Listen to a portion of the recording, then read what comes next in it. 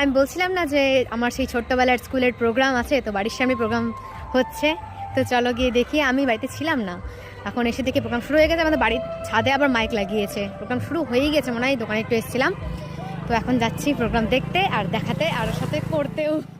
গত 19শে নভেম্বর অনুষ্ঠিত হয় আমাদের বাড়ির সামনে আমার ছোট্টবেলার নার্সারি স্কুলের শিশু দিবস উপলক্ষে অ্যানুয়াল ফাংশন।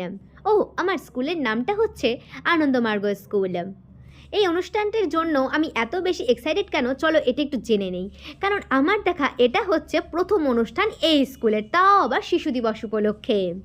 আমার দিদির কাছ থেকে শুনে জানতে পারি শিশু দিবস উপলক্ষে লাস্ট অনুষ্ঠান হয়েছিল 2008 কিংবা 9 সালে। আর আজ প্রায় 17 বছর পর আজকে শিশু দিবস উপলক্ষে আমার ছোট্টবেলার স্কুলের অ্যানুয়াল ফাংশন, তাই তো আমি এত বেশি এক্সাইটেড।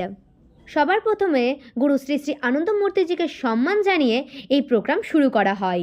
প্রথমেই বলে রাখি, এই প্রোগ্রামে অংশগ্রহণকারী ছোট ছোট বাচ্চারা কিন্তু কোনো প্রফেশনাল আর্টিস্টদের কাছে নিজেদের কলা শেখেনি। এটা মাত্র কিছুদিনের মধ্যে আমাদের বর্তমান স্কুলের মানে নার্সারি স্কুলের বর্তমান প্রধান শিক্ষকের কাছ থেকে শেখা। তাই তো আশা রাখি ভুল ত্রুটি মার্জনীয় চোখে এই ভিডিওটা তোমরা ওয়াচ করবে।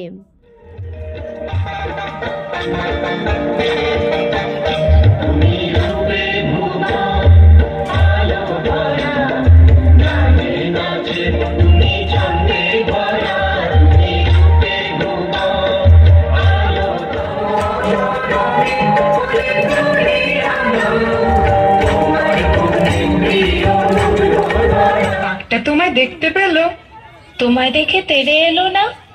দাদু, তুমি তখন কি করলে? আমি গলা ছেড়ে ধরলুম গান।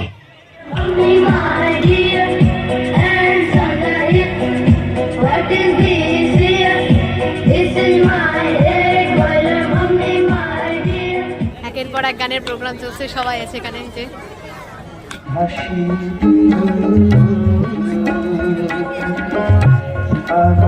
সাথের